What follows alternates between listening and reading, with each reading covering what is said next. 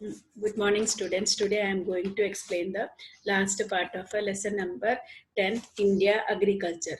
The points to be discussed today are food security in India, the impact of globalization on agriculture, and explain the terms. Food security in India.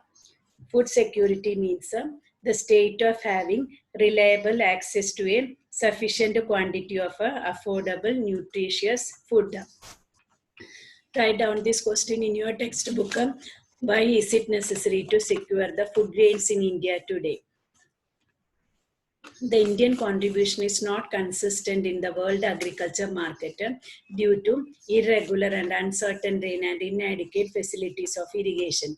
We know India is an agrarian country, but the contribution of India in the world agriculture market is not a fair or not accurate because of irregular and uncertain rain and inadequate facilities of irrigation.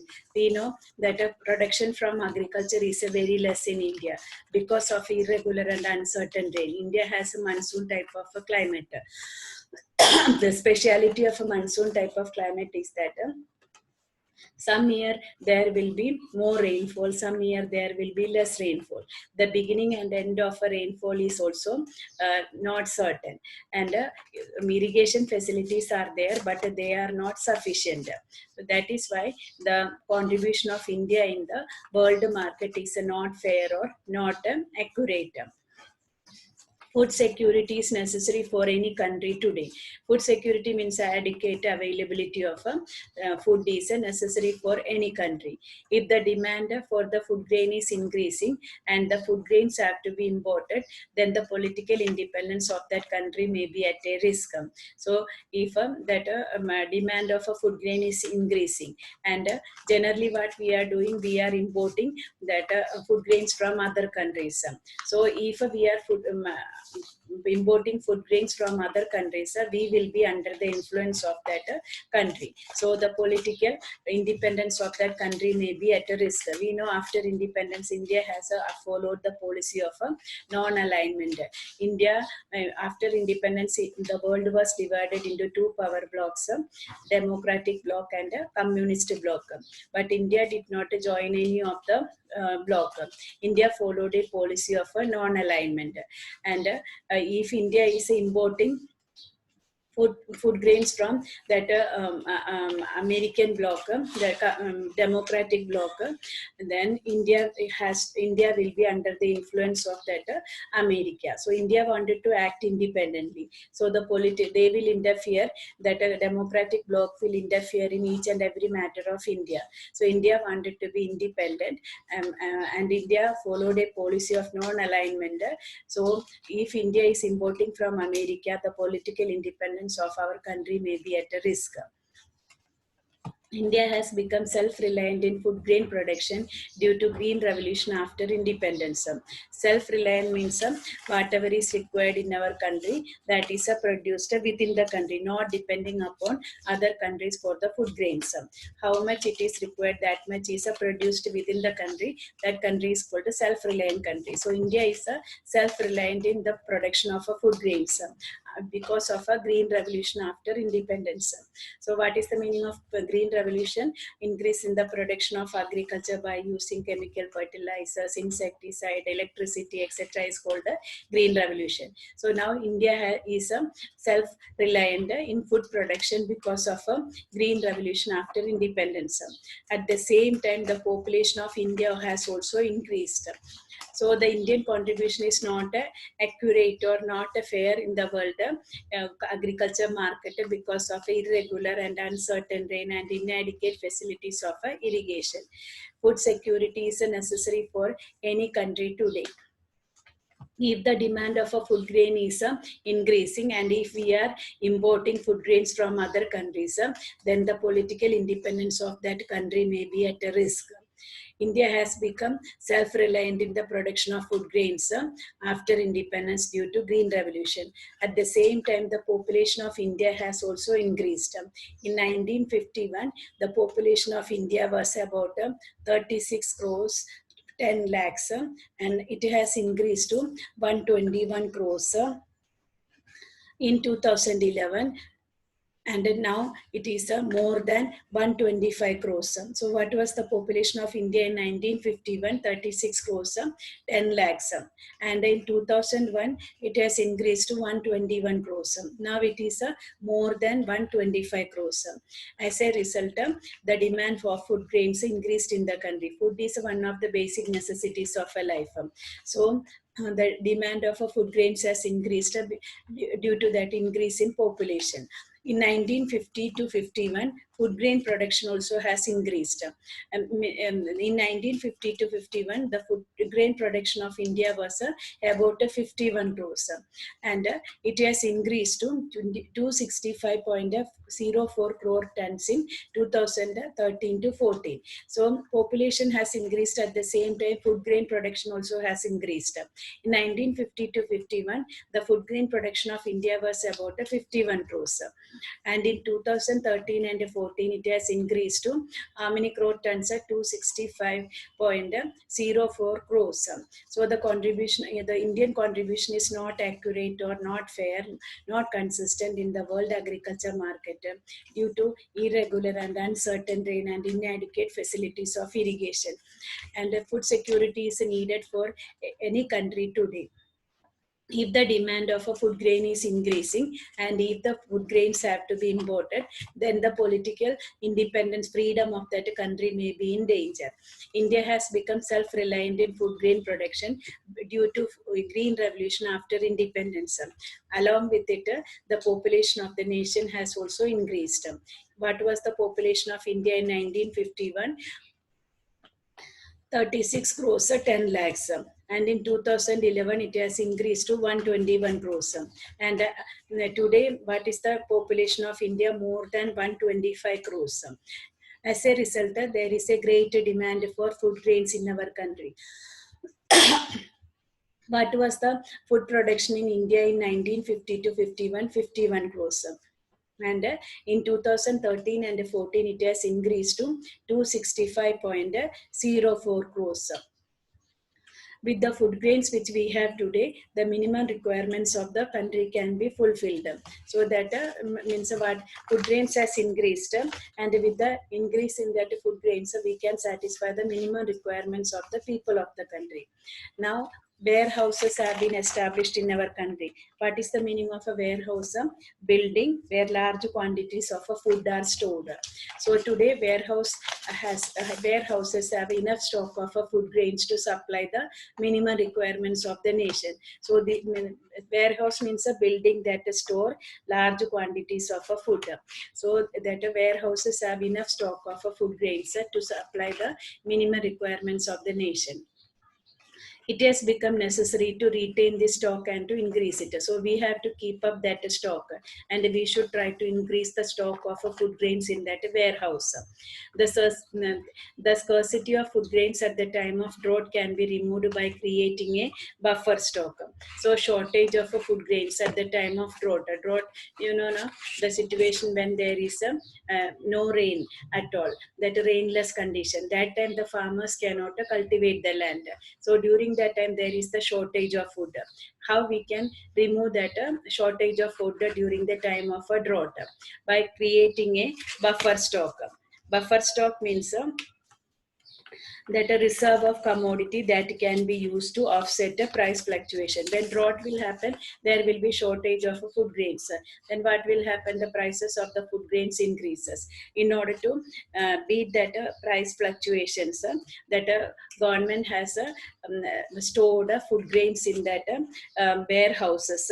That is called a buffer stock, a reserve of commodity that can be used to offset the price fluctuations. Scientific techniques should be implemented to save the food grains from decaying in the warehouses. So in the warehouses, large quantity of food grains are keeping for a longer period. So there may be chances that they may be decayed. So in order to protect the food grains from decaying, that a scientific technique should be implemented. it has become necessary to prevent the food from getting spoiled in the warehouses. There is a chance that these food grains may be spoiled in the warehouses. So it is necessary that we should take a scientific technique to prevent the food from getting spoiled in that warehouses. It is necessary to arrange for food security and its management. So it is necessary that we should arrange that for food security and the management. The government has started distributing food to poor people of the country under Food Security Act. So according to that Food Security Act, government has started distributing food to the poor people of the country. Due to ample production of food grains in the country, its conservation has become necessary. We have seen after that green revolution that farmers started producing large quantity of food grains. So these food grains, they are where they are stored in the warehouses. So because of the large production of food grains, there is a chances that they may be decayed or spoiled. So its a protection is very much essential. Today, India has become self-reliant in grain production. Yet to cope up with the drought condition in future, the food security is necessary for the country. Now we have seen due to that large production of food grains, India is a self-reliant. India in the production of food grains, India does not have to depend upon other countries. India, whatever is required, that is produced in India. So we have to deal with that drought condition in future. It is compulsory that food security is essential. So why is a food security essential in India?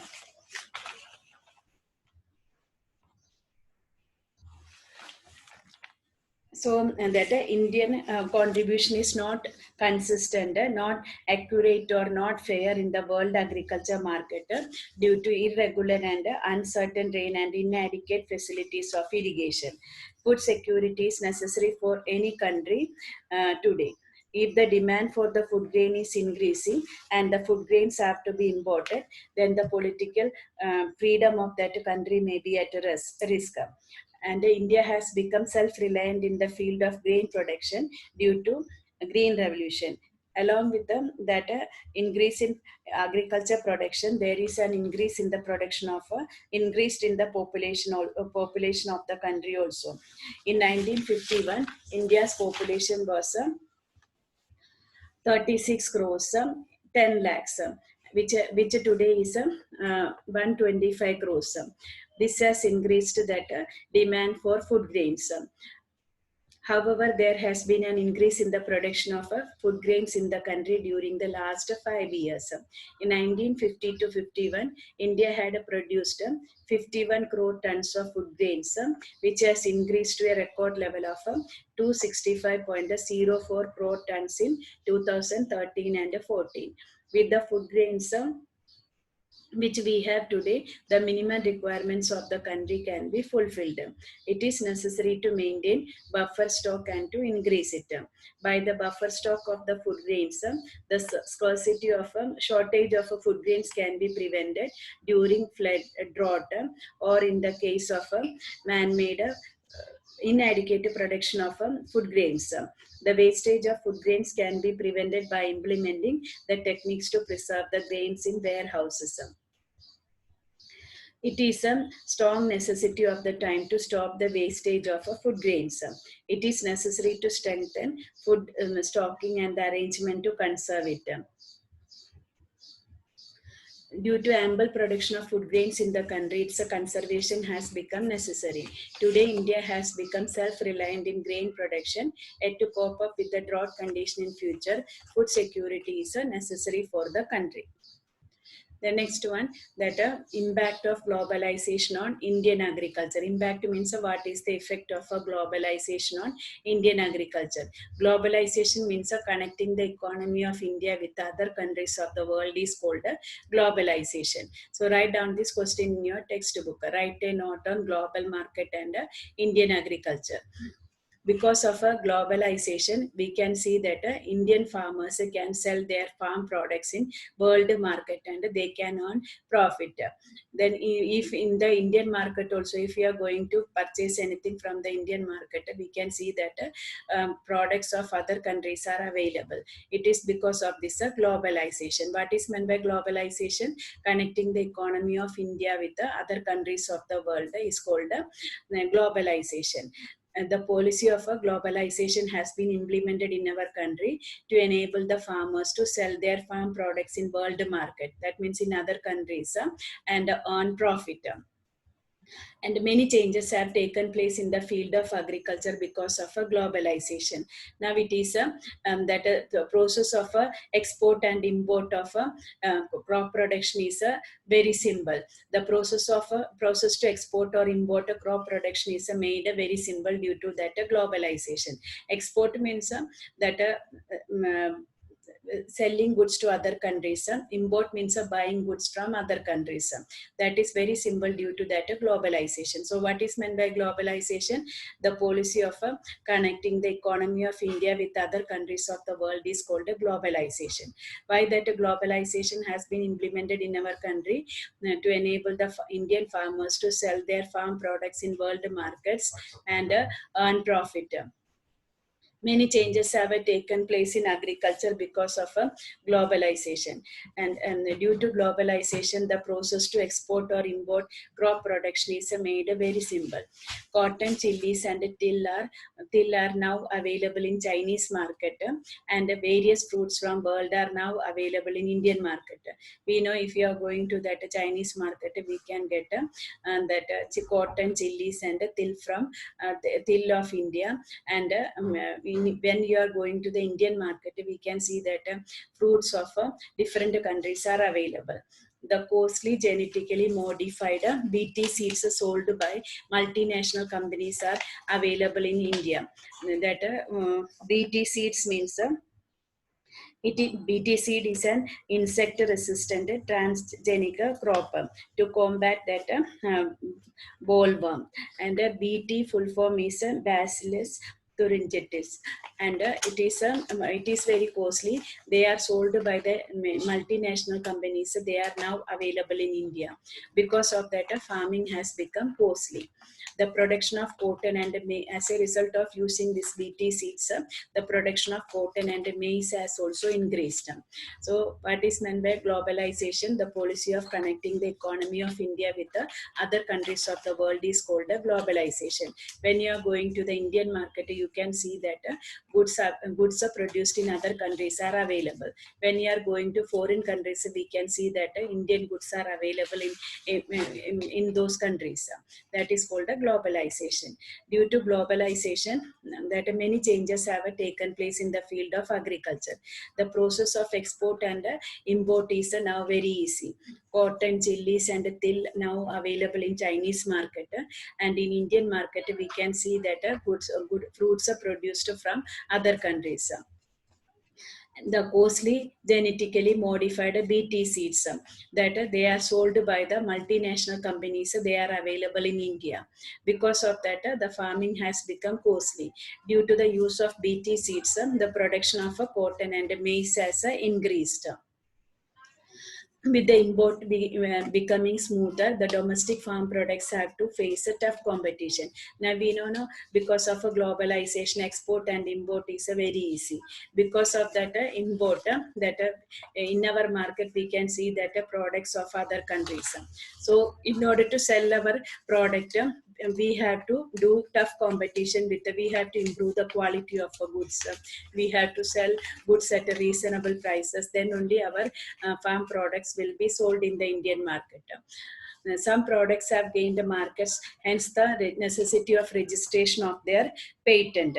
Patent means the official right to be the only person to make use or sell a product or an invention. The document shows that this is your right. So some of the products they have gained importance in world market. So it is necessary that we should means India should register in the name of that country. it is necessary to register qualitative farm production as national patent in the world market. So in the world market, in order to get that patent, they are giving registration only to that qualitative good quality of a farm products. To face the competition in agriculture products in world global markets, India will have to adopt a new technology and concentrate on quality. Means Indian goods are also sold in that world market, and some foreign goods are also sold in the global market. So to sell out India's products, we have to improve the quality of goods produced in India. So for that, India has to adopt a new technology and give more importance to the quality of products. A series of planned steps will have to be taken to increase the economic prosperity and solidarity of people. So we have to, Indian government have to take a series of steps to increase that prosperity, economic prosperity of India and solidarity of the people. With increasing population, the probable future increase in the demand for agriculture products, and to maintain the march to economic progress, it is necessary to arrange the strategy of a second green revolution. So we know that the population of India is increasing. Now more than 125 crores of people are living in India, and there is a great demand for these agriculture products. And we are in order to maintain that march of economic progress, it is necessary that we have to arrange the strategy for second green revolution.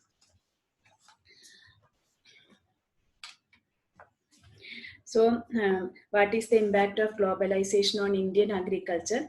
What is meant by globalization? The policy of connecting the economy of India with other countries of the world is called that globalization. Due to that globalization, now that many changes have taken place in the field of agriculture.